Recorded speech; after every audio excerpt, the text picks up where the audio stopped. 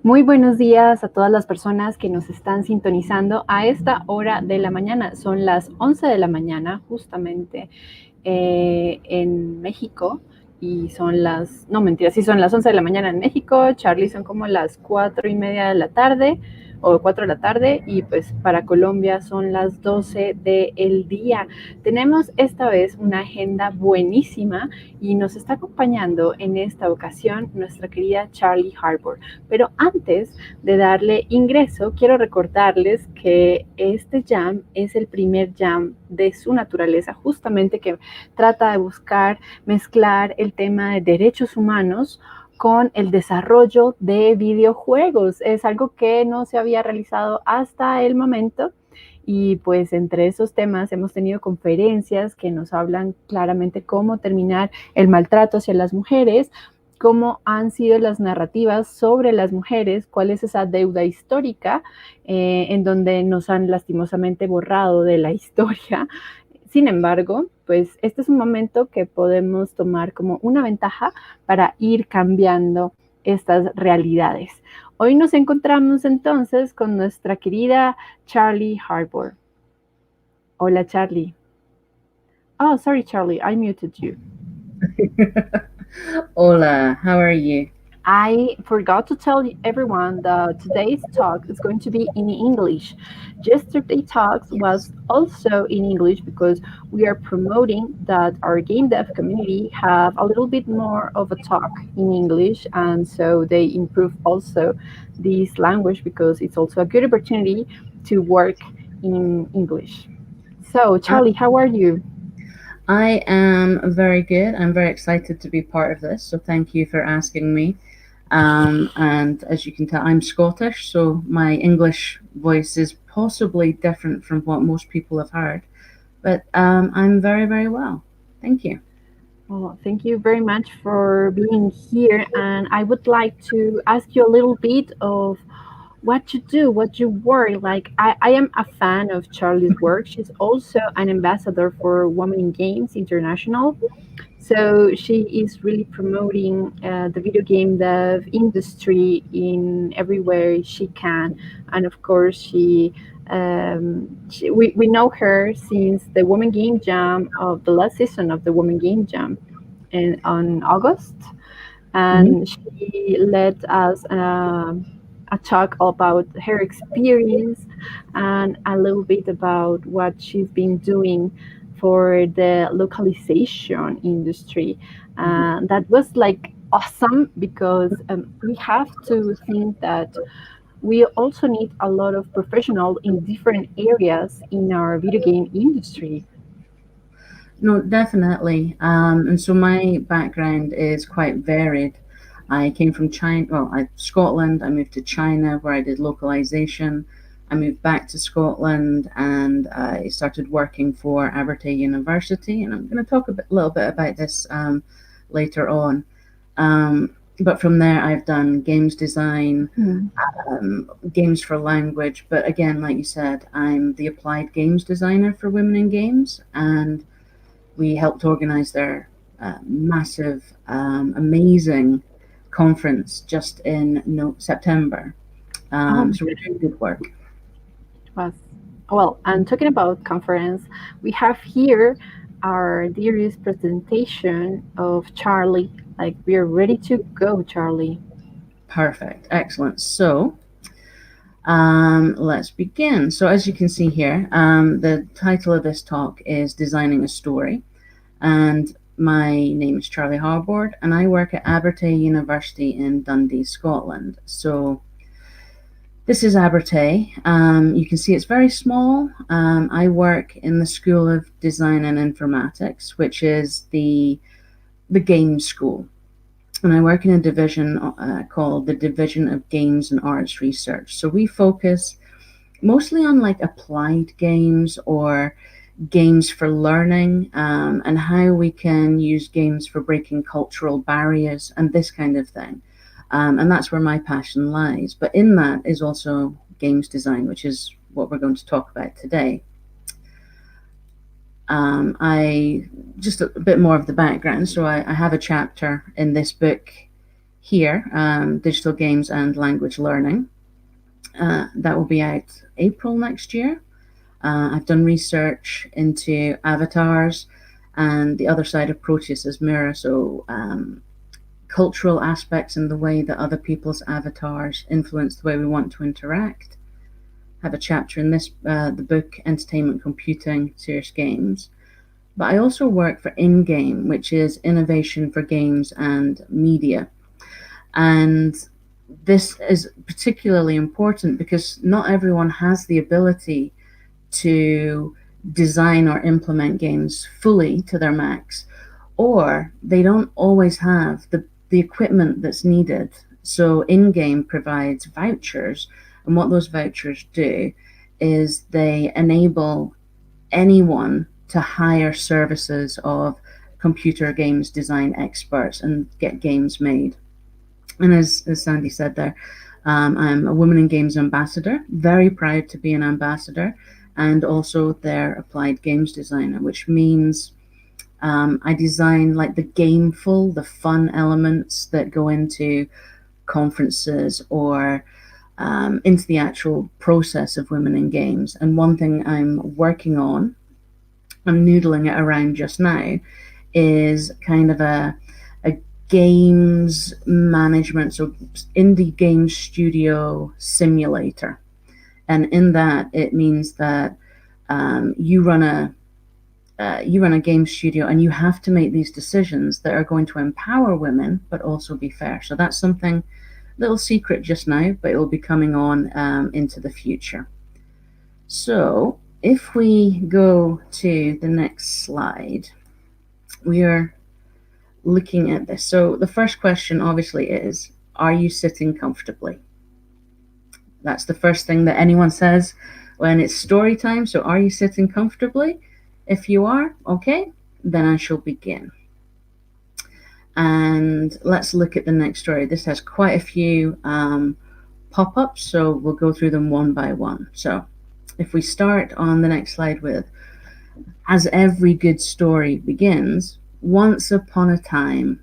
So there was a beautiful princess, and she lived in a gorgeous castle. And in fact, this is Edinburgh Castle from my own country here.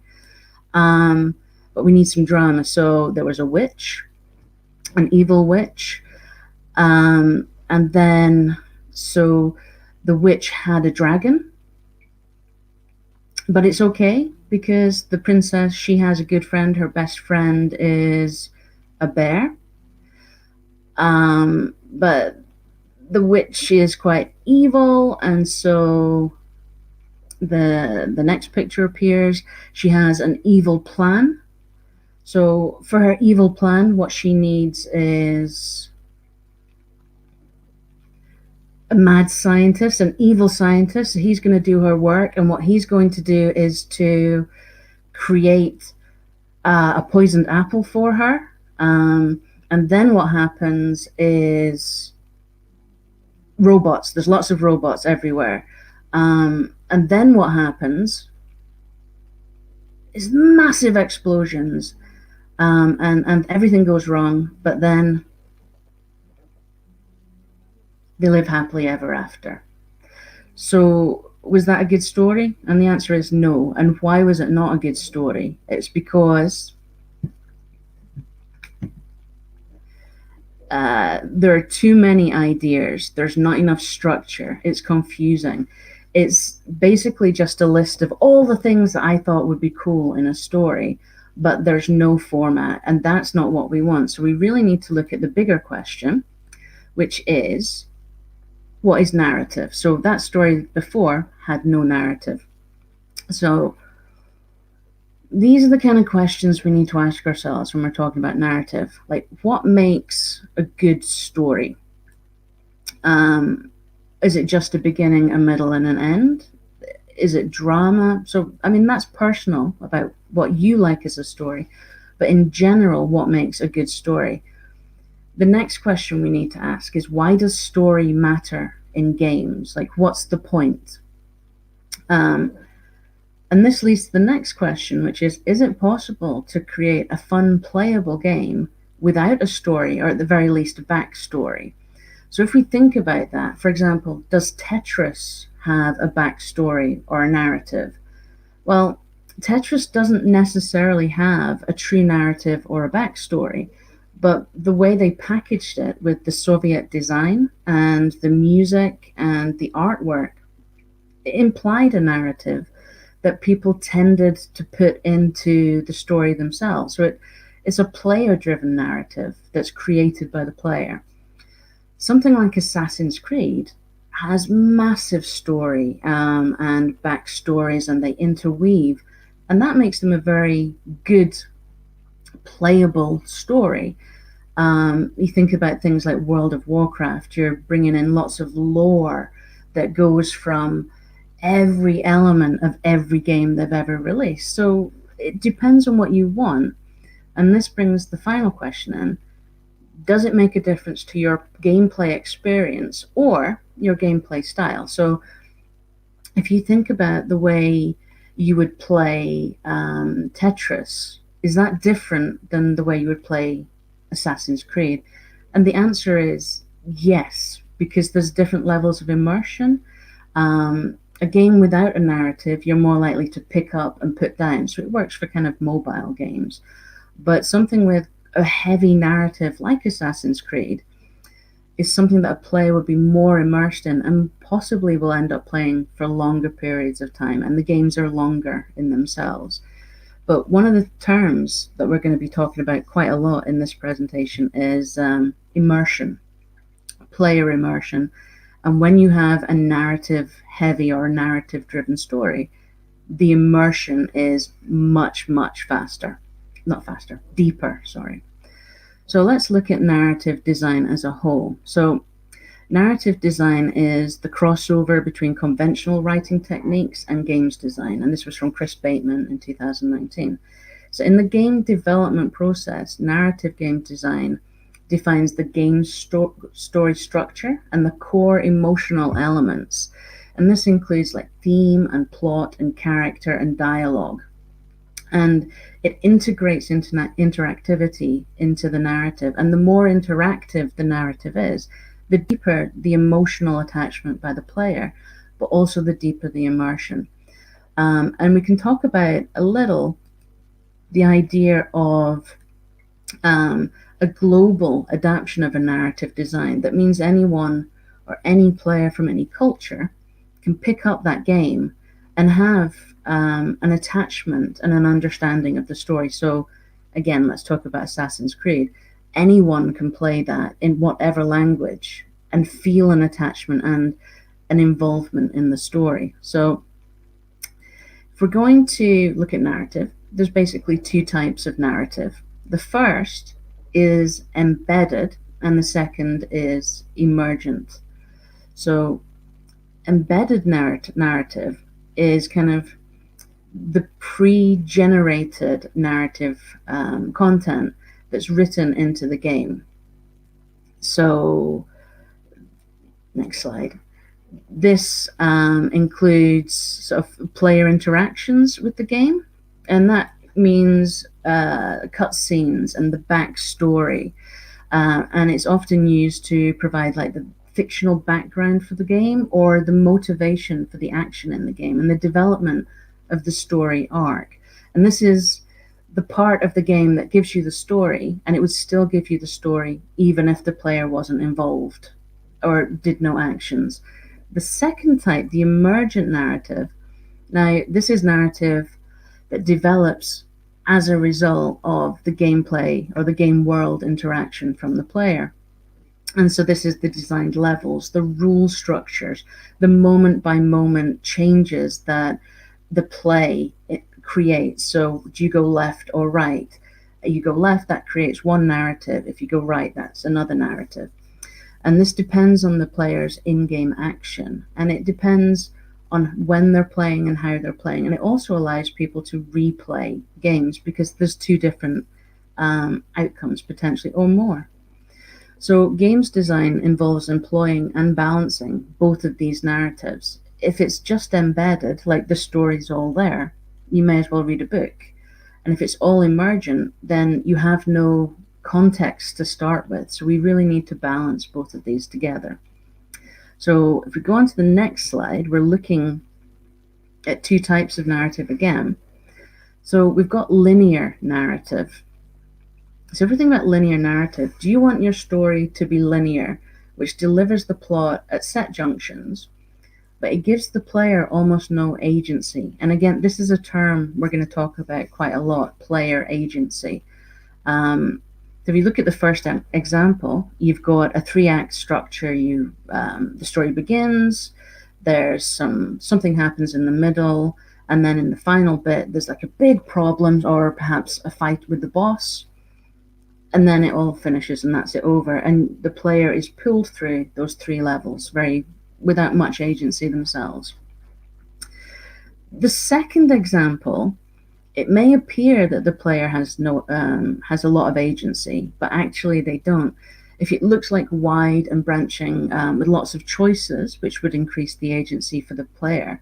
But in fact, if you notice, all of the different choices actually lead to the same key waypoints, meaning that there's little bits that the player can choose, but essentially they're going to go through exactly the same stages.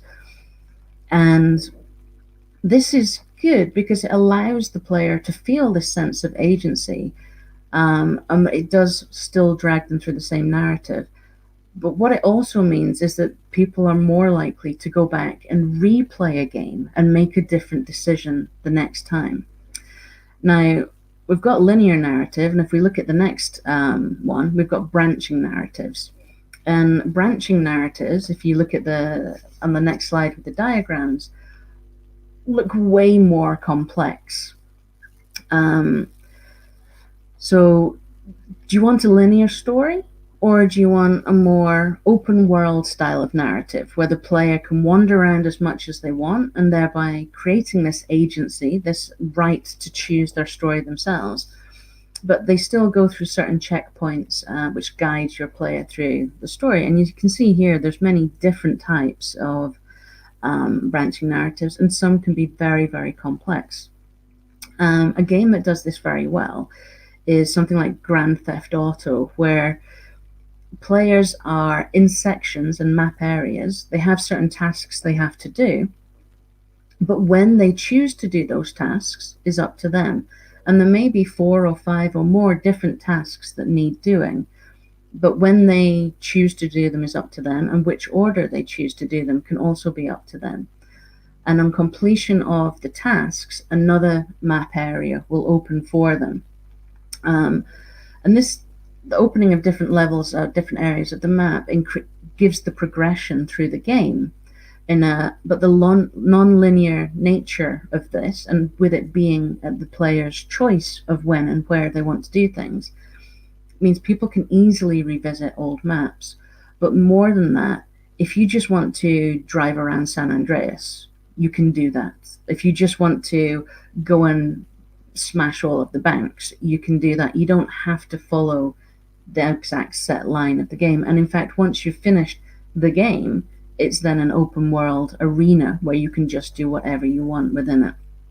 So if we look at the next slide, we're talking about what makes a good story and how do we design it. Now, obviously, this is subjective. What I think is a good story doesn't mean that someone else will, but in general terms. So for the general terms, we are going to be looking at the 8 main synopsis points on the next slide. So the first point is, where are we? When and where does the story take place? So this is the context of the story.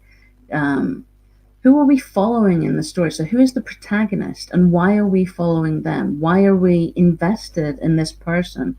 If a player doesn't have some emotional attachment to their avatar or to the character that they're playing, they won't care about not having them die, or they won't care about having them achieve their goals. You need that sense of attachment. And why and how are you going to do that in your story?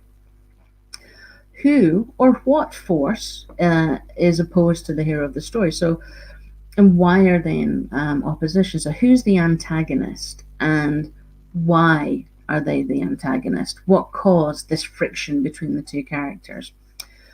What do these characters, so that's the good and the bad, what do they want to accomplish?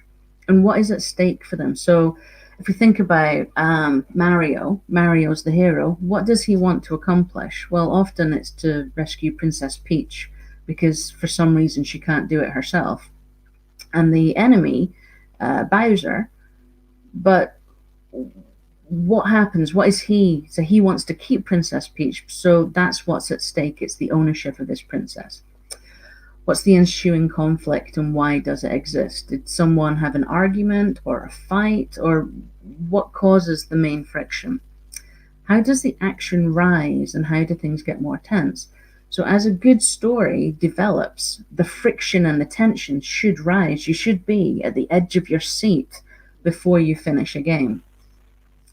And what's the final crisis, and how does that play out? So often we're talking about final crisis. Obviously, we're talking final boss battle or some epic thing that we have to get involved in. And how does that happen? And then once it's happened, how does this resolve and finish? Is it a game, if we think about jazz punk? So at the end of jazz punk, you get eaten. Doesn't matter what you do, you get eaten, and you come out of the crocodile's stomach, and then it goes black. So is that a satisfying ending? You want a player to have a satisfying ending. And whether that satisfying ending means they go back and they want to replay the game, or they want to talk about it with their friends, or it leaves a lasting taste in their mouth. So if you look at the next slide, I'm going to talk about planning the story. So one method to help you plan is to think about the different assets in your story. So assets being people, places, animals, objects, all of this kind of thing. And idea sheets, or we can call them mood boards, are really good to bounce ideas about characters and settings and goals. And they're kind of free form idea sheet, and you can put pictures and words and random thoughts on these. But you shouldn't, don't worry about thinking too carefully about them. When you add things to the idea sheet, that crazy idea that you had or you put down might actually be the best idea, and that might be the kernel of your game. So one of the most important things to think about with idea sheets or mood boards is don't edit them. Don't go back and start removing things, because at some point you've thought about that idea because there's something in it, and it might not be useful for this game, but for the next game it could be. So never edit an idea sheet. So on the next slide, we're going to look at world definition. So we're going to look at idea sheets from three perspectives. And world definition is the first of these perspectives. So to define your world, you use any of these prompts to craft your answer. So is your world constrained with boundaries? So is it walls or fences, or does it infinitely expand? If you think about Phasmophobia, the game world is very much defined by the inside of the van that you travel in and the building that you go in to find the ghost. You can't go out with that. You can't go to the next door neighbor's house. You can't go anywhere apart from where the game wants you to be. So that has very strict boundaries. But something like Assassin's Creed Valhalla, you're reasonably free to wander wherever you go. Yes, it does have regions, but it's much more open than something like Phasmophobia. So does the game world resemble a real life environment, or is it completely constructed? So is this something that Silent Hill, for example, it looks like a real town in America? I've never been, I'm assuming it looks like a real town in America. It's identifiable as somewhere that people would live. Or is it something like Mario, where that world doesn't exist and it doesn't look like a real world? So if your world is completely unique, what defines it? So why is your world that you're designing so special? Is it the technology? Are they more advanced or less advanced? Is it a different type of culture? Is it a society? Is it a religion? What about it makes it so unique? And if it does resemble reality, is it a contemporary, meaning modern day style reality, or is it a historical one? Assassin's Creed does this very well in that they replicate historical cities and life very, very well. In fact, so much so they're being used to teach history. But they also have contemporary elements and futuristic elements. They cover within Assassin's Creed from reality to fantasy to modern to ancient times, and that's something that's really quite nice. So we're thinking about the setting. If we look at the next slide, the main points for the setting. Where are we? Like, which country, what place, what time? These are the questions about the setting. What does this place have to do with the game story? So I mentioned phasmophobia before. So the van, what does this van have to do with the game story? Well, the van is literally the vehicle that takes you from one place to the next place, and it's the conduit for travel. How does this place relate to the characters? What about it means there's a character interaction with it?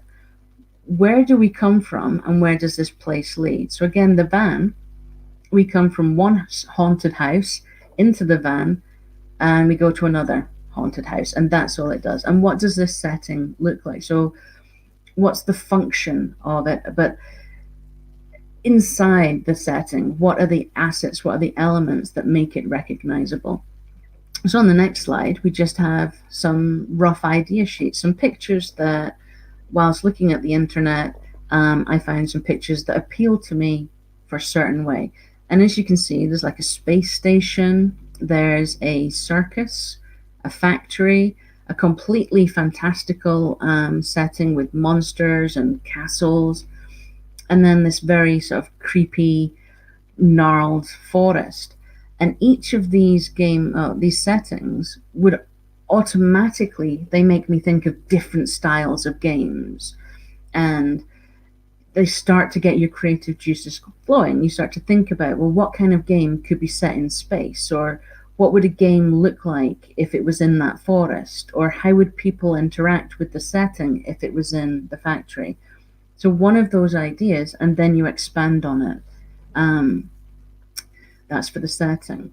And so for the next slide, we're looking at character briefs. So the 6 main points for designing the character in your story. So who is he or she, they? Are they a primary character or a second character, and how do they relate to the game story? So primary, obviously, is your player character. Secondary would be like an NPC that you interact with. And how do they relate to the story? Do they drive the story? Do they try and block the story? What do they look like? Obviously, the appearance is very important. What are they wearing or carrying with them? Now, the last question there, is actually quite important, because many games, as you progress through the game, you level up, and when you level up, you get new kit or better armor or more protective clothing. And when you carry, you can carry upgraded weapons, or you can carry more arrows, or more of this and more of that. So that drives the story forwards as well. What's their personality like, and does that personality help fulfill their role in the game story? Is it someone that you like? I mean, if you like the character you're playing, you're more likely to invest in them emotionally and care if they live or die. If the villain has a bad personality, you're more likely to want to defeat them. These are quite important aspects. So how do they relate to other characters in the game? What are the interactions that could potentially be there? What are their strengths and weaknesses, and how can that affect the game story?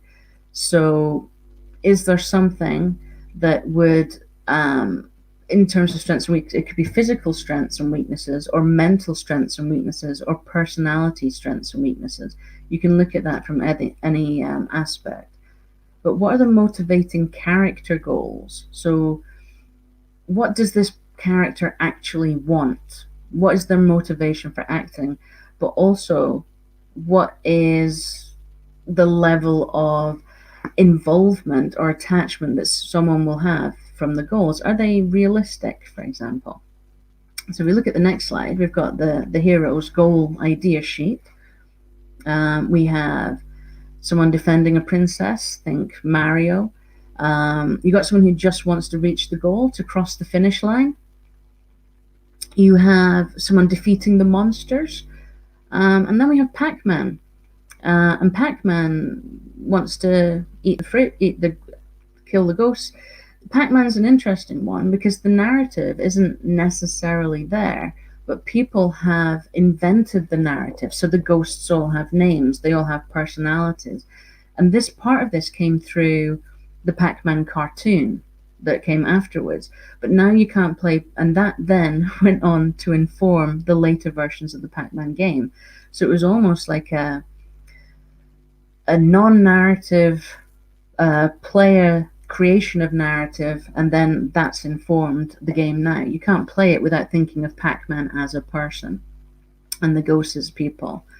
And then if we look at the next slide, we've got antagonists. So you've got a pirate is an obvious one, a sort of haunted scarecrow type fellow, or just a really mean emote.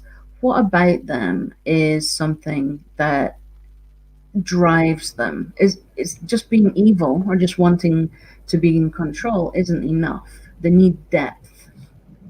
So if we look at the next slide, we're talking about the cornerstones of interactive storytelling. So as I mentioned before, player agency is key. This is on slide 20. So player agency is very key, but also player immersion is very important. And we're talking about immersion, and we need interactivity. So storytelling within interactivity is key. The main goal should be that the player gets to experience a story, not just that they had a few fights and then beat the boss. They want the story that goes along with that. So the bulk of the gameplay time should be spent playing. They're playing your story. It's not, as soon as someone has to keep stopping to read or to watch a cutscene, they spend more time reading and watching and less time interacting. And this breaks the sense of immersion. You need the player to be involved in the actual game. The interactions, though, need to make narrative sense, obviously. It means the actions progress the story. It gives understanding to the role. It matches the narrative. It's not just a filler. But more importantly, they have to make sense to the player based on the context of the story. If the player has an interaction with an NPC, for example, they go meet an NPC and the NPC gives them a basket of apples, but there's no context to why they've given them apples. You can't eat them. Nobody wants them. This causes an interruption in the immersion in the game because the player then starts to wonder why they've got these apples and what the purpose of it is. So it doesn't make sense in the context of the story. We also want to avoid unnecessary repetition. So repetition means to leading to noticing patterns. So it takes away from the game's narrative. The human mind is set, we're pre-programmed to recognize patterns. And once we recognize a pattern is happening, we tend to then constantly look for them or expect them. So if every time I say the number 5, I rub my nose, and this is happening again and again and again, actually, you stop listening to what I'm saying and you're just waiting for number 5 and the next nose rub. So this again takes you out of the immersion. And then there shouldn't be any, there are no major progression blocks. But when I say blocks, I mean blockages to progression. So if a player, in a narrative-driven story, if a player has to spend too much time working out a puzzle or solving a massive quest, this then becomes more of a skill-based challenge. And just with repetition, this takes away focus from the narrative. And also, frustration with overly complex puzzles can cause players to quit, no matter how engaging the narrative is. If there's too many steps to achieve the goal that you need to get to the next part of the story, sometimes people will give up because of that. Okay, so this next part, we're going to look at the 4-layer approach. Now, this was developed by Thomas Grip, and he has a really interesting article about this on Gama Sutra. So we're going to look at 4 layers, and narrative concepts are essential when you're designing gameplay. So the gameplay must fit the story, and then the layers can be achieved, and quality, and then the immersion and agency is also maintained in this. So as the first step to ensure this, there are 4 basic rules that must be followed, and each layer or set of rules has different parts to it. So the first one is gameplay. And then on the next slide, we're looking at coherence. So 1.1, part of gameplay is coherence. As you can see here, you've got a lovely plate of sushi, but this wee orange character on the table, he doesn't fit there, and that is irksome. That jars you. So the gameplay must fit with the game's world, the mood, and the characters. There should be no need for the player to think twice before performing an action, and they shouldn't need to question the action after. It should fit like it should fit completely within the narrative, and it should seem like a natural action to do. You don't want someone who's playing a peaceful hermit to suddenly have to go and kill a bunch of fairies. That doesn't necessarily fit with the narrative coherence that we have designed. So the player should be able to get a deeper understanding of the game's story through their actions. And when the player does this, it makes some sort of sense, and it's not just a sequence of random or nonsensical interactions. If they have to question the actions, it takes from the immersion, and then the more they're taken out of the immersion, there's going to cause more frustration, and this again can cause people to quit the game. And essentially, as a games designer, you don't want people to quit playing your game. You want them to play it, and then you want them to play it again, and then you want them to tell your friends. So on the next slide, we're looking at streamlining. So it's important that the gameplay is not overly complex or has too many levels or too many steps to it. This is partly to minimize the chance of the player getting stuck or losing focus on the story, and then just focusing on like the mechanics of jumping or the tactics or something like that for the gameplay. But it's also a good idea to signpost with the situations where the player can plan ahead and feel like they understand the world. The more you understand the world, so this is often done with onboarding within a game or tutorials, the more you begin to understand, the more actions you can take. And again, this increases player agency. So if the steps required for any movement are too complicated, people lose immersion. They lose track of goals as well. They forget what they're supposed to be doing. And that's something that happens in sort of the older style adventure games, where it's never just one thing that solves the problem. You have to go to this person and buy apples, and then to that person and trade it for fur, and then to go farm some carrots and then take the, and it becomes so convoluted and complex that people lose interest. So that's streamlining. And on the next slide, we're looking at a sense of accomplishment. Now, I've put this picture here of color coding books, because for me that would be tremendously accomplished, and you feel like you've spent a day doing really good things. Obviously my house doesn't look like this. This is the dream. The sort of thing that people build into the core gameplay, but it's not as straightforward in a narrative game.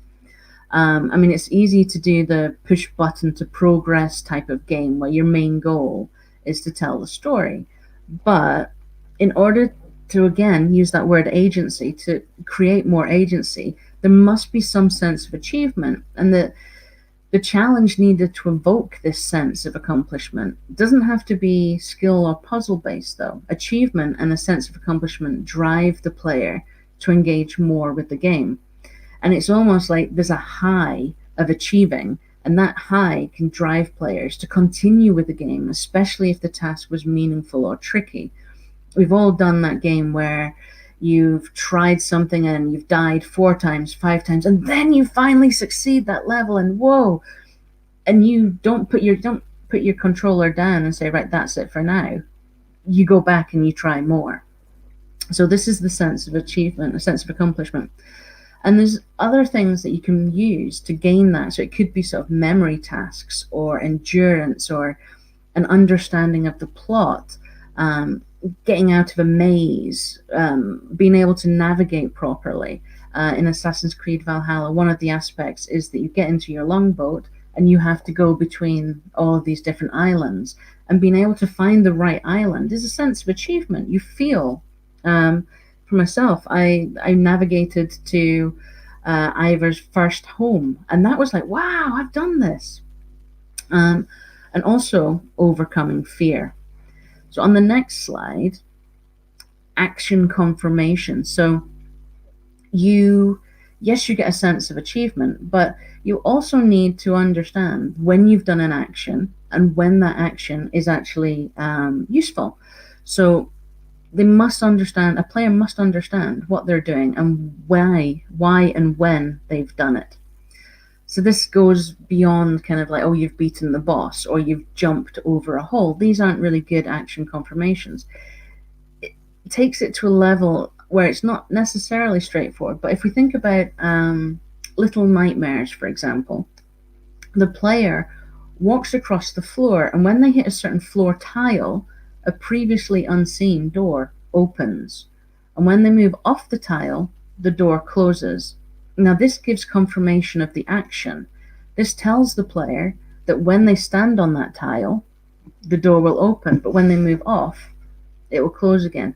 And this allows the player to search for a tool that can then, or in this case, I think it was a chair, that can be used or dragged across to push the tile down, and that opens the door for them. This gives a sense of achievement, and the player realizes what they've done. If there are too many actions that happen without the player getting confirmation, so for example, if that player had walked across the tile and the door had opened, but they hadn't realized that that action had caused that effect, they can stop caring so much about their actions, and they just feel that they're being dragged through the game, that things are just happening around them. So on to the next layer, the narrative goal. So normally the reason for the player to get through some gameplay segment is just to progress through a game. They just want to get from one end to the other. So there is some sort of grand story goal. So like save the princess, or free the kingdom, or find all of the ghosts. And this is the overriding goal, but it's a very big goal, and it's often at the end of the game, which can be very far in the future. So what you need are smaller, bite-sized challenges along the way. And this also enables the player to build up skills within the game. So quests that build up and progress the story to the ultimate goal of saving the kingdom, saving the princess, for example. But when the player encounters too many obstacles, they try to overcome them because it's the game. This is what the game demands of them. So it's often clear that at this point, they're just in gamer mode until the obstacle is cleared. So you need to be able to put more narrative into this idea. So what kind of narrative goals, like overarching themes and goals, can we have in our story? Well, the first one on the next slide is mystery. It's probably the most obvious and most simple. There's something unknown and you need to find out about it. It's pretty easy to set this up. The goal is also quite easy to fit into a game scene. A game like Amnesia does this very well, or Hidden Agenda. The mystery drives the story forwards and implements the narrative goal in a meaningful way. that the more you progress through the game, the more pieces of the puzzle you find. So on the next slide, we have an uncomfortable environment. So this is another way, it gives scene a narrative reason for the player not wanting to stick around. Sorry, next slide. The most trivial example is kind of like a dark and scary environment where the player is scared or wants to leave. And for myself, I love survival horror. So the Silent Hill series does this very, very well. As soon as the sirens sound and the atmosphere changes and it becomes this dark, horrible, disgusting place, it's really uncomfortable and you just want to get to the end of that particular level to apparent safety as soon as you can. You don't want to spend hours wandering around an abandoned demonic fairground, or the hospital, for example, is a horrible place to be. And so this is the uncomfortable environment, but it's more important that this isn't focused just on game mechanics, why the player doesn't want to be there. It's the atmosphere and the design of the environment that makes you feel uncomfortable and makes you want to move on. Not that there are spikes or holes in the floor, or it's the narrative, not the underlying systems, that are the focus. And part of that narrative comes from the disgusting, horrible, uncomfortable environment. So on the next slide, we're talking about character conflict. So character conflict can also be used as a narrative goal. So a good example of this is when you have to choose which NPC to save or to help. And a game like This War of Mine deals with character conflict very, very well. The player has to sometimes choose kind of the lesser of two evils, to act in a way they feel is maybe against the personality of the camera. Whatever you do, you will hurt someone. Is it better to hurt 5 people now to save 100 people? Or is it better to save one person now and potentially... So these are the character conflicts. Emotional conflicts is another way. What makes it interesting is the player cannot come up with a decision where nobody is hurt. You're pushing them to make these uncomfortable decisions. And gameplay that results or involves the player changing social dynamics is a really powerful narrative goal. If you can get someone to act or think in a way that is opposite of the way they normally would. So on the next slide, we're almost there. We're on layer 3 now. We've got narrative background. So with the addition of a narrative goal, you've got the scene is now much more story-like. You're getting all these different layers. You're building up your story. And so this layer, the narrative background layer, is about addressing any problems or issues where the actions of the player don't quite focus on the gameplay. So for example, if this is this particular picture is a scene from a game, and the player just searches the environment only to find an item, there's no storytelling. They need some narrative goal as well. And so on the next slide, we will see the kind of goals that we can put into the narrative background.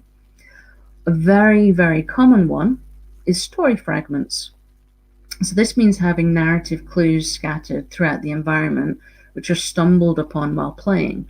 And they consist of those sort of elements. It's important that they never mean a large interruption in the gameplay, and that they're found as the player goes through with the actions needed to overcome the obstacle. So the act of collecting clues shouldn't feel like a separate activity, and it's actually part of the gameplay. So a game like Amnesia, the whole Amnesia series, do this very, very well. Because you wake up, and as the game suggests, you have no memory. As you progress through the game, and you interact with like fragments of letters or photographs or artifacts, when you touch them, your backstory is released. You have little snippets of your backstory, and it adds context to the game as it develops along. And so the next one, on the next slide, is complementary dialogue. And this can be dialogue going on at the same time, giving context to players' actions. So standard gameplay elements like enemies, power-ups, crates are all over the world, and you interact with them. And it gives a sense of variation to similar activities, and their narrative significance can actually be quite diverse. But they add a flavor and they help to progress the narrative, giving the narrative more depth. And on the next slide, we've got emotionally significant assets. And this relates slightly to the story fragments. It's items involved in gameplay that have some sort of like emotional value or strong connection to the story. So if the player sees them as important, they're less likely to see them as just abstract things you have to pick up. So instead of just being like, I need this key to get into that house, it's something that actually can release a little bit of the story, or reveal some of the story in itself. So in this example, you've got a picture of a llama on like a key or a metal thing. And it's not just a trinket. By touching it, the player could be given some insight into the story. Now, this could be backstory. It could be a flash forward to some future goal. It could be a little insight into one of the NPCs that you've come across. It adds a significance, and it also adds more immersion in the game world and the narrative. And then if you look at the next slide, we're on the final layer. We're in the home stretch now. Mental modeling. Now, this sounds much more complex than it actually is. This is about changing the way the player perceives the game that you've created. You want to make the player experience the game that you've designed. And so what you need to understand is, so you've designed the narrative, but what is seen in the game and what the player plays, it doesn't mean it's the same story that they don't interpret it as the same story that you've written, because subjectivity and their own personal opinions come into view. So the player doesn't necessarily rely on like abstract systems to make choices. The player's brain builds up a mental model of what they think the game is, what they think the character is, and how they think that character should act. And they make a sort of virtual representation based on what they see and hear and do. And it's that model that the player has created within their own head that directly informs decisions about the next step that they're going to take, or how they will interact with an NPC, or what kind of character and actions and motivations that their character actually has. So ways we can kind of influence the mental model. So on the next slide, danger.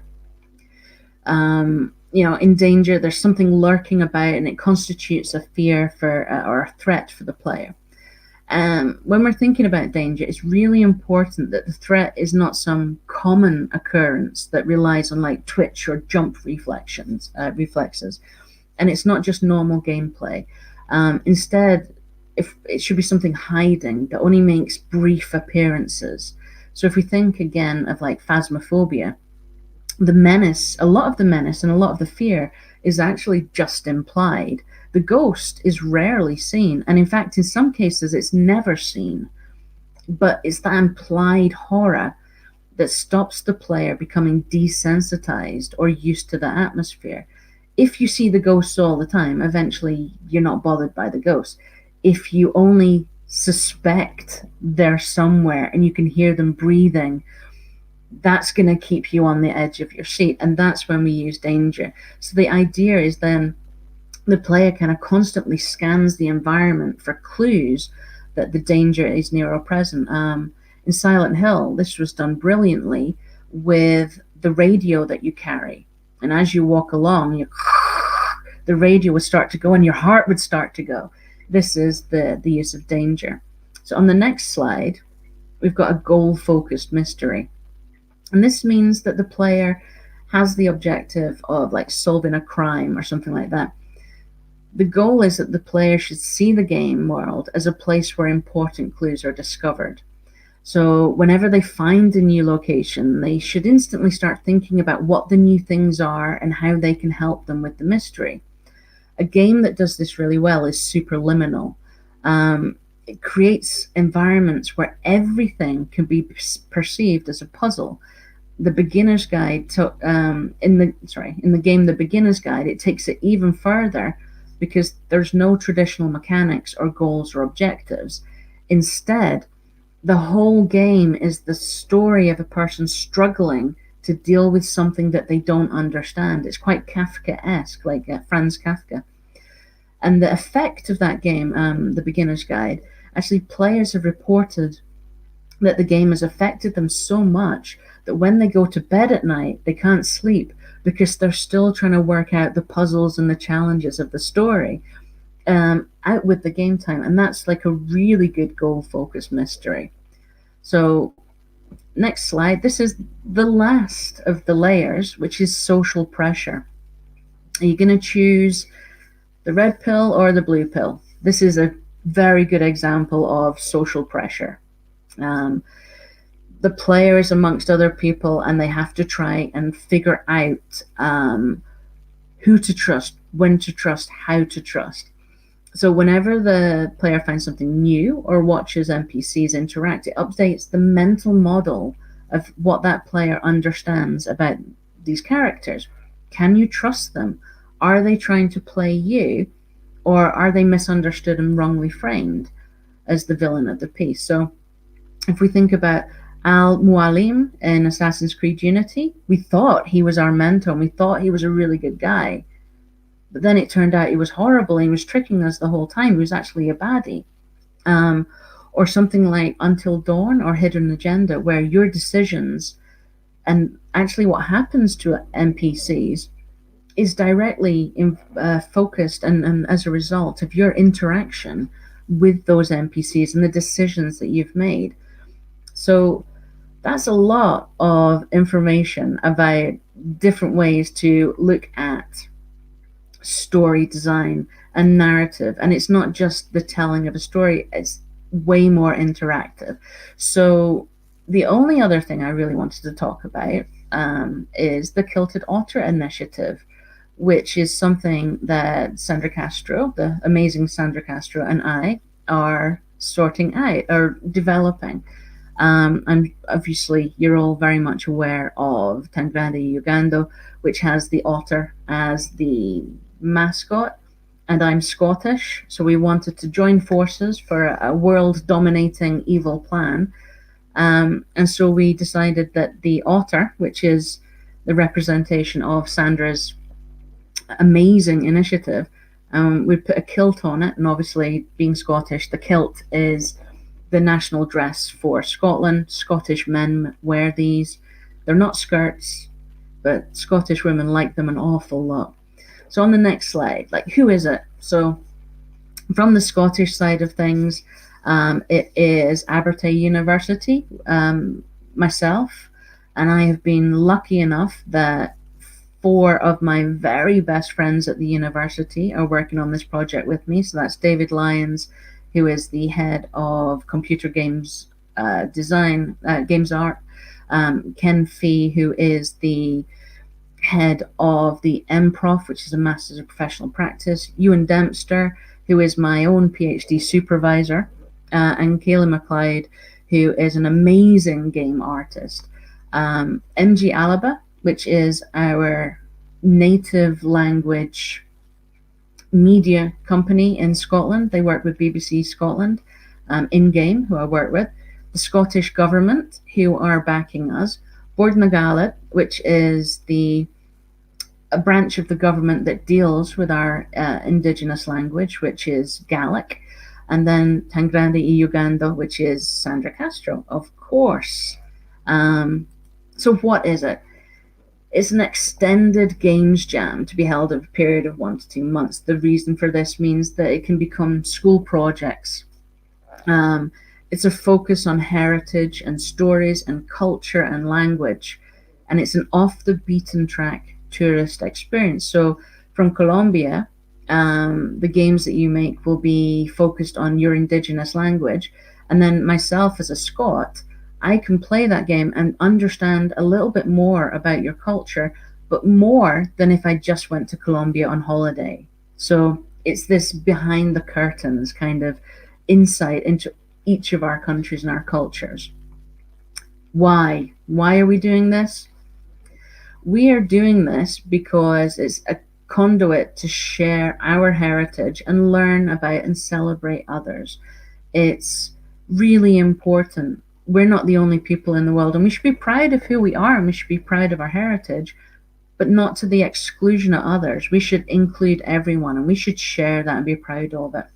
So we're promoting native speakers to become involved in every step. So we're speaking to native Gaelic speakers in Scotland, and Sandra is also speaking to Indigenous Colombians and getting them involved as much as we can. We will be promoting women and non-binary people to take part, not at the exclusion of men. Men can take part too. We just want more women, more non-binary. You want everyone to be able to take part in this. And also, it's a promotion of all ages and all abilities. I don't care if you've never picked up a computer or you've never opened Unity. You don't need to. There's so much middleware and game engines and stuff like that that people can use, that we want everyone to be able to take part. What will it involve? Well, obviously there's a games jam. That's taken as read. But additionally, we're going to be putting on mini lectures from academic and industry experts. And this will be from games design, from games dev, from history, from culture, from sociology. So it's going to give a really good background to what we want. It's a series of lectures also for absolute beginners to introduce some of the best non-coding game engines and sites. And I know that these non-coding game engines and middleware is out there because when I designed my first game, I used RPG Maker MV because I can't code. And you can make whatever you want with them. There's some really good stuff out there. We also provide mentors and guidance, which means that we have industry experts and we have students from my university and from around that will be there to support anyone that is wanting to be involved in this.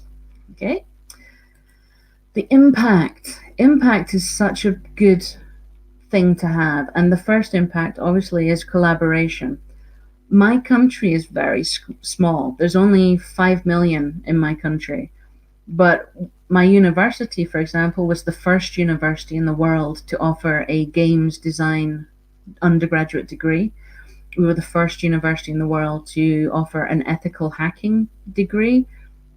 We're the first university in the world, I believe, to run a professional master's in games design.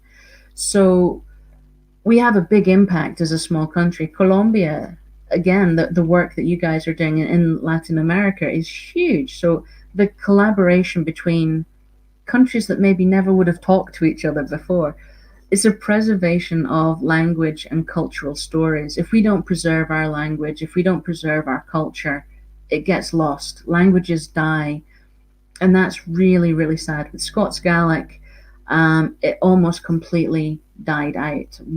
Now our government is supporting and trying to bring it back, but it's a scary thought. A whole piece of our history could go.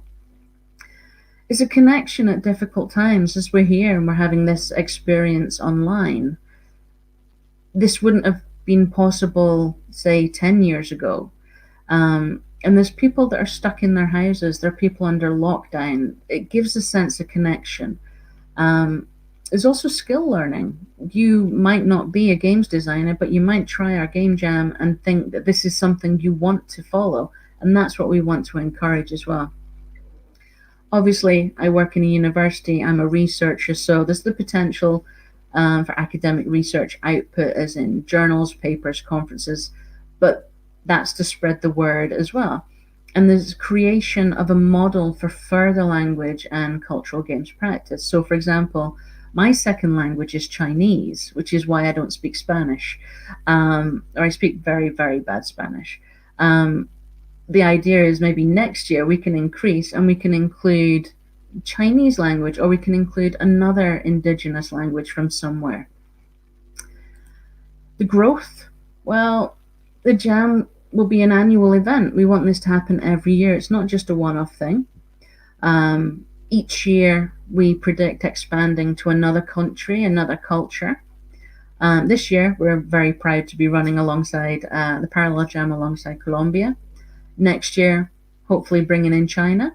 And this way we'll make the Kilted Otter Initiative a global culture and language sharing experience. And I think that's something we can all be really, really proud of. So next slide just has my information, but you can all get in touch with Sandra as well, because she knows it all.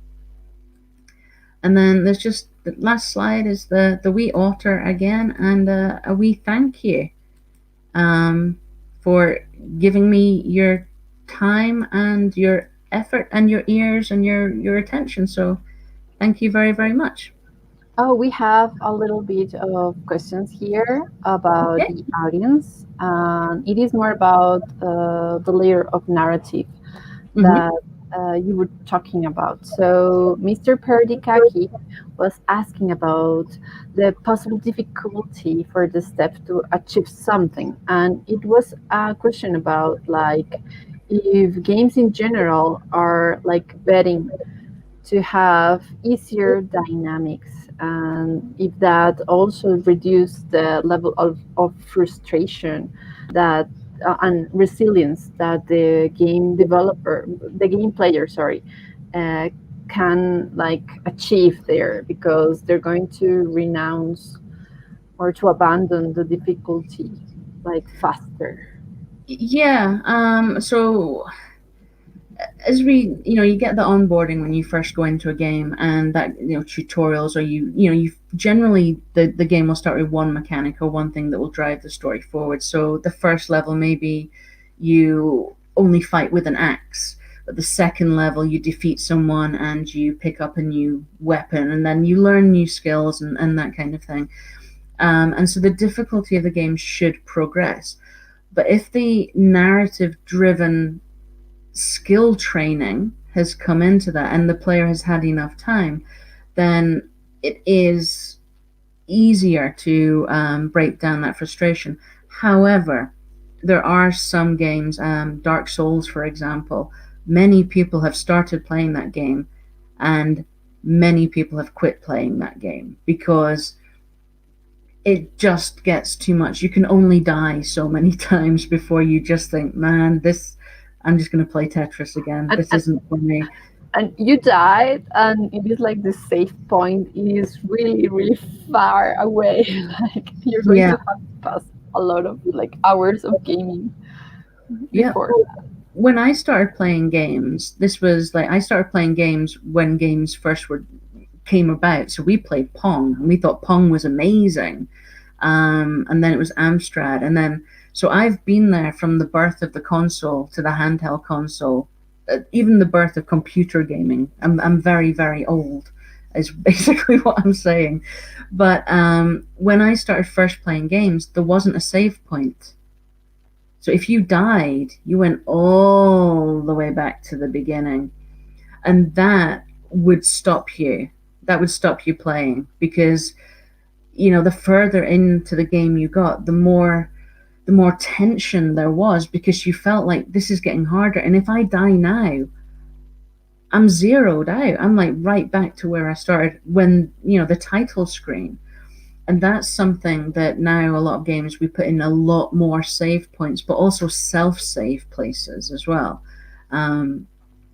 But it depends on the player, and it also depends on how invested you are in the story. If someone is really invested within the narrative of the character, emotionally invested in that, but also emotionally invested in the narrative that you've written, people will try harder to progress through difficulties within a game. So another factor is, and even Assassin's Creed Valhalla has this now, you can adjust the levels within a game. So you can have the puzzles quite high and the enemies quite weak if you want more of a narrative-driven puzzle environment, or you can have really easy puzzles but really horrible bad guys to defeat if you want more of a fighting game, and it's that level of interactivity that also helps a player become more invested. You can almost design your own game. And I think that the more that you involve the player in that process, it's going to make them more involved, more immersed, more attached, and more invested in that game. And the more, like I said, the more invested, the more likely you are to actually persevere. For me, sometimes I'll be playing a game and I'll die, and I'll do it again. I'm like, right, that's it. Turn it off, and I go to bed. And say like 3 a.m, I wake up. Oh, that's what I should have done. And I'll go back to the game, and it's like this is at 3 a.m. Yeah. Sometimes your brain just needs to noodle that around. I can see the question here from Mr. Perdikaki. Yeah, like what game do you consider as a masterpiece of storytelling in video games? So there's so many different games. So and they're all from different levels. So I think that Dragon Cancer is a hugely emotional and powerful game for the narrative within it. The Last of Us, again, this War of Mine. These are hugely impactful, emotional games that really, I would say, they're masterpieces of storytelling, because I cried at these games. They made me cry, and I don't cry very easily. So it's something that it got to me so much that I. But then again, I'm a survival horror. About horror stories, my door just got open, and I was like, "Oh, a mystery!" And we were talking about like ghosts and that you hear sounds and whatever. And I am here alone, like thinking about the beautiful story that we have here, and my dog just say hello to me, and I almost pee here, like immersive. But well, yeah, I mean, survival horror, the horror story, that's my real passion, and I love like Silent Hill 2 is one of the best games, and the narrative for me, I think it's a masterpiece. It's something because there was also different endings, so you would go back to try and get another ending, and so it depends on what you mean, and it's always going to be subjective. But in terms of masterpiece, I would say the games that have been so impactful are the ones where the story is the most important part, and that is this War of Mine, that Dragon Cancer, The Last of Us.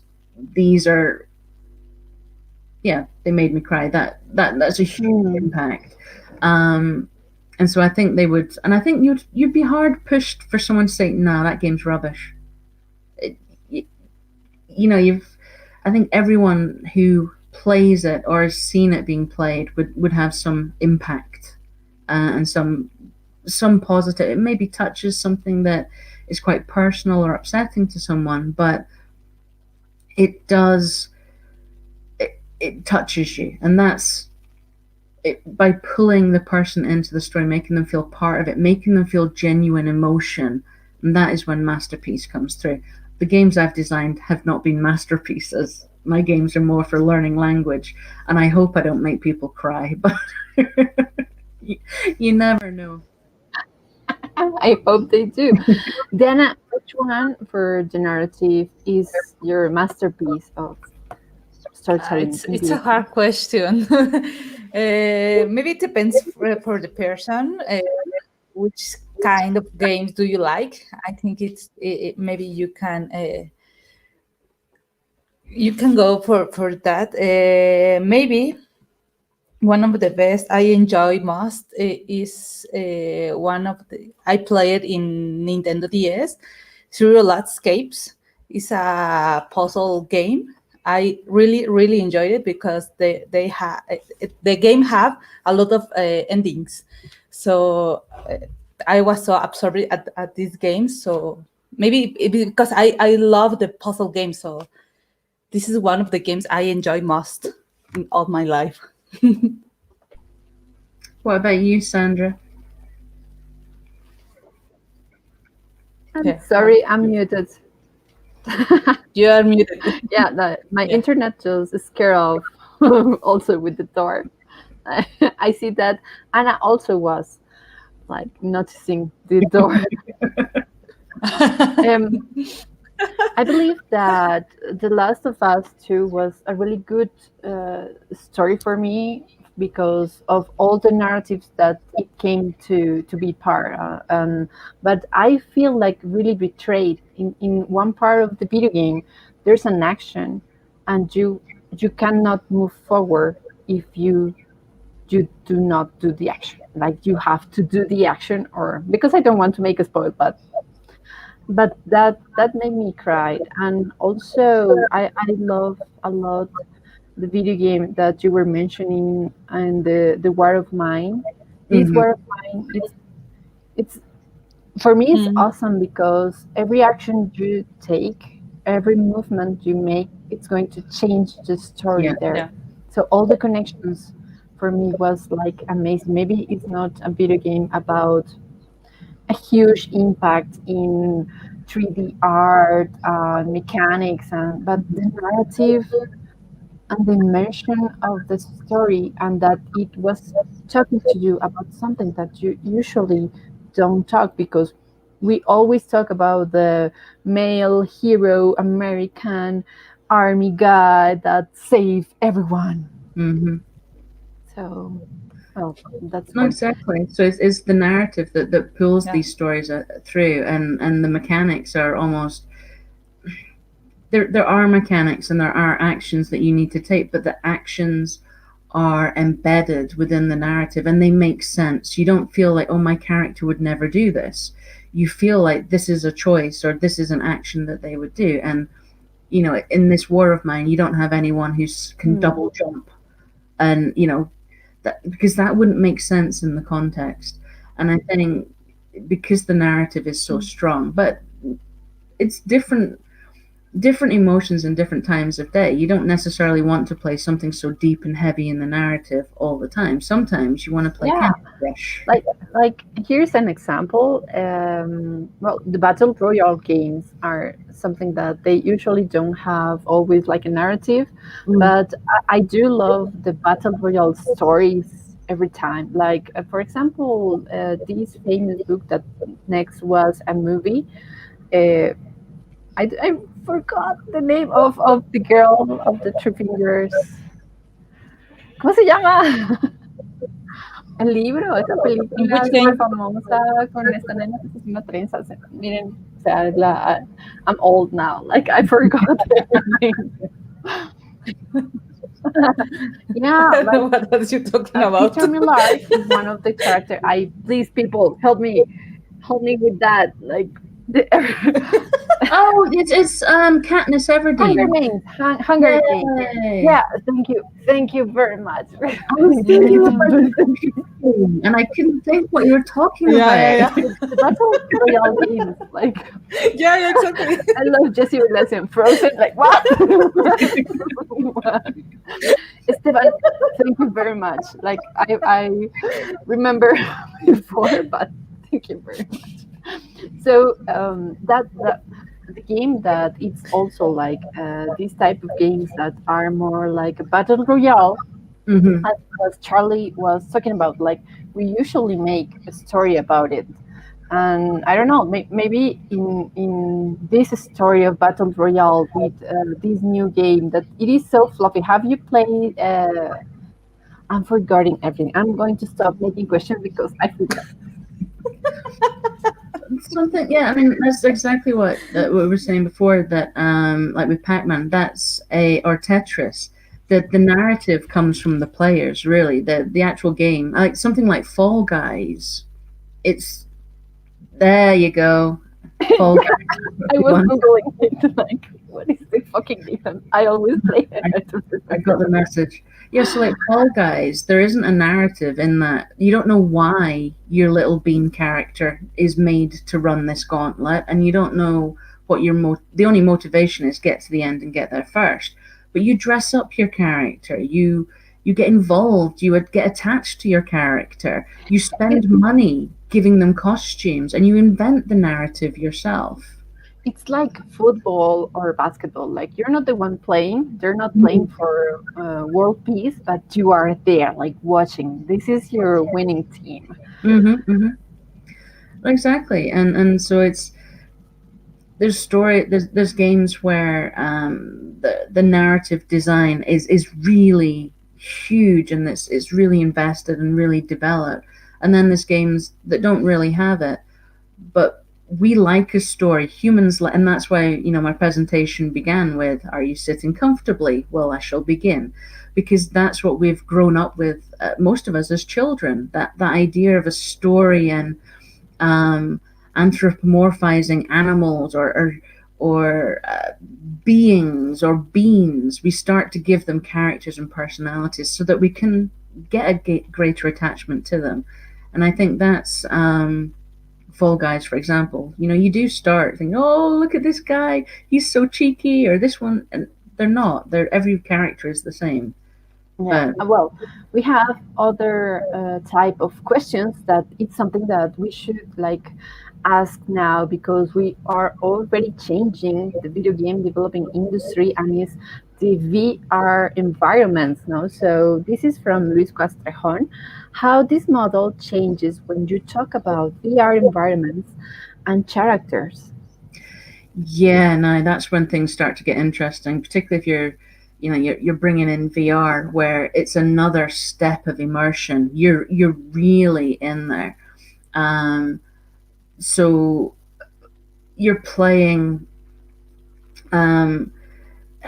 The narrative has to be also developed so that it can be in shorter steps.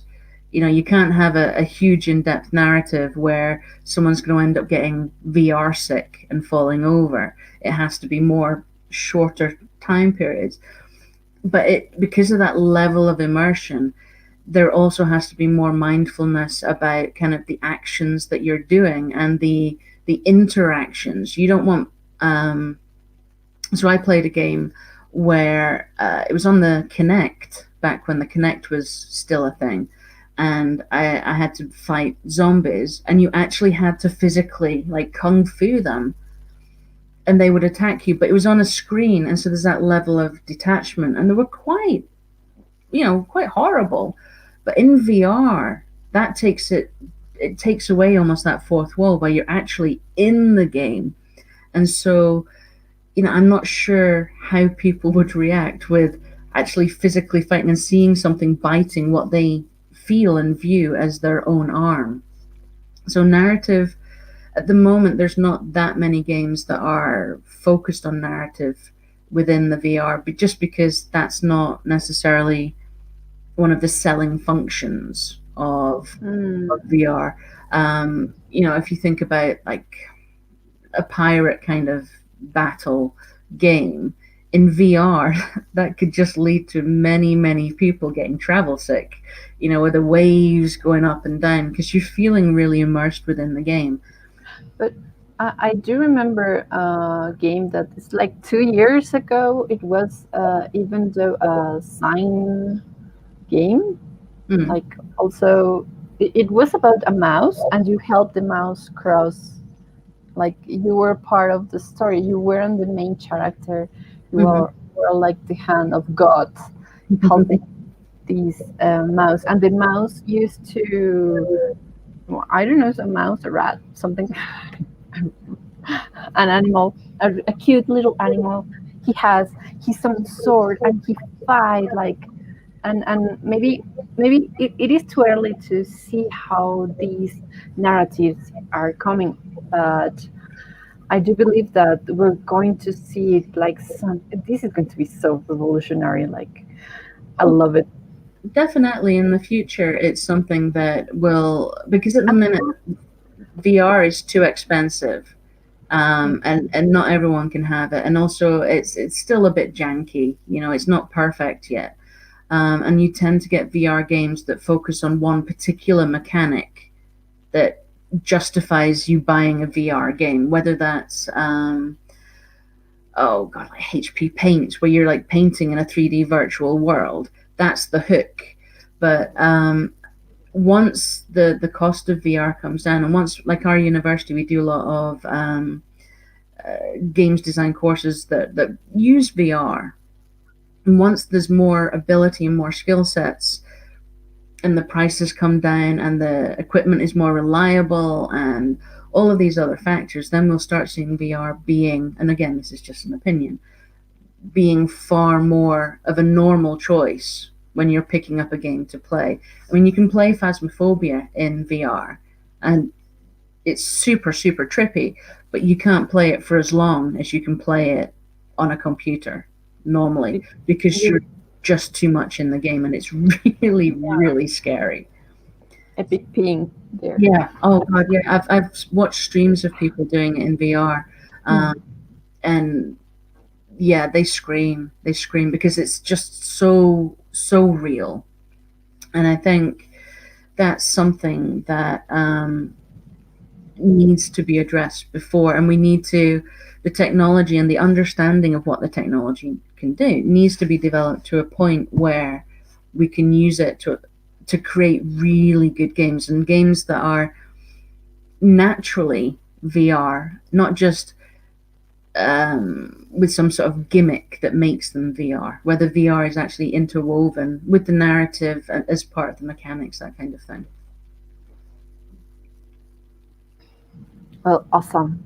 So, everyone, like, we have our last minutes. We have like half hour more than we were supposed. So, Oh, sorry. thank you very much, Charlie. This was so amazing. I hope it was okay, and that it was of interest to some people, and that, you know, maybe someone, it helped them have an idea. Well, video games is just like a way of communication. Like, it is not. I always use a phrase that video games is the holy grail. Sorry, I now lose my voice. Now. Video games is the holy grail of communication. So it's just an excuse to share stories. It is just an excuse to let you navigate in everything. Like what Charlie just told us is not something that is just appeal to video games. It is appeal to narratives at all, like books, tales, songs, whatever you want. Soaps, novelas. María la del Barrio is, well, now it's Betty La Fea, the Latin America goddess of soaps. The final point is create a narrative, a history. You can mix it with another representation, like video games, the video games art. I don't know what else, multimedia thing. You can mix all the things. Awesome. Oh, definitely. And I think what separates games more is that it is it's more interactive, and it's the interactive key that takes it from being just a story or just a book or just a telenovela, something like that. You actually have agency to decide what happens. The books that go deep on storytelling, I have, if you bear with me 1 second. Okay. Also, it's 4 layers of narrative. I'm going to copy the link in the video so everyone can have a look of that awesome material. Like, really good. This is a great book, Level Up. It talks about video games design in a really nice way that's accessible to everyone. Games Design Workshop, again, it's a play-centric approach to creating innovative games. It's got a lot of good examples within it. These are 2 great books. Jane McGonigal has the book Reality is Broken as well, which is a really interesting book that goes deeper into this style of interactivity and what is happening with games and what we can use games for. And then there is a book, now I don't have it here, typically it's in the other room, by Evan Slotnick. And that is an excellent book. The guy wrote for films, so it's quite a Hollywood style. Write his name in the thing. It's quite a Hollywood style kind of narrative for the whole game, for the whole book. But it is a very interesting book and very informative. Yeah. Is this me or is her internet? It's her internet. Okay. She just let us know the name of this person, Evan Slotnick. So I can pronounce that Slotnick. Slotnick. Ivan Slotnick. Of course, I've probably spelled his name wrong now, but let me. Well, Ivan Slotnick. and like Google it, and it's going to correct you. Yes, have that. it's got a C in it. Everyone, like this is Speak with Charly. Thank you very much, Charly, for being here. Like we're really thankful for your presence here, and that's going to, of course, going to promote the video game developer industry in Colombia and in Mexico, of course, in the conversation of the ONU Mujeres Game Jam. So I'm going to start speaking in Spanish. I know that you understand a little bit, but it's for the club. Continue. Bueno, mi gente querida, entonces hemos llegado al final de esta charla. Justamente es un conversatorio para seguir aumentando como el tema de narrativas. ¿Cómo nos fue en esta conversación? Pues muy buena, la verdad es que crear historias es la base de lo que sea, si videojuegos, un anime, una caricatura, un libro. Entonces, cuando tu historia está bien narrada, sea donde sea el formato, vas a enganchar a la gente. Entonces, como tú lo dijiste, el videojuego es el formato para plasmar una idea de manera interactiva. Yo diría, el videojuego es la excusa. Es la excusa. Es la pregunta y es la respuesta. Entonces, pues esto va a estar buenísimo. Les vamos a recomendar justamente el libro que Charly nos estaba recomendando sobre Stolnik. Slotnick, Ivan Slotnick. No, bueno, pero pues por supuesto, manténganse conectados en esta jam. Esperamos que nuestras chicas llameras puedan como generar nuevos contenidos. Vamos a tener más charlas. Mañana tendremos una justamente con Andrea Oviedo. ¿Quién es Andrea Oviedo, Didi? Es una mexicana que tiene un estudio de videojuegos enfocado a educación y nos va a hablar acerca de cómo enfocar los videojuegos y con temas educativos y sociales. Entonces, va a estar bueno porque parte de todos los juegos que van a salir de la ONU van a tener una temática encaminada hacia esto. Entonces, para que vean que también pueden crearse narrativas con este tipo de temáticas y tener un impacto muy diferente. Ese será mañana, lunes, a las 3 de la tarde, hora México, 4 Colombia.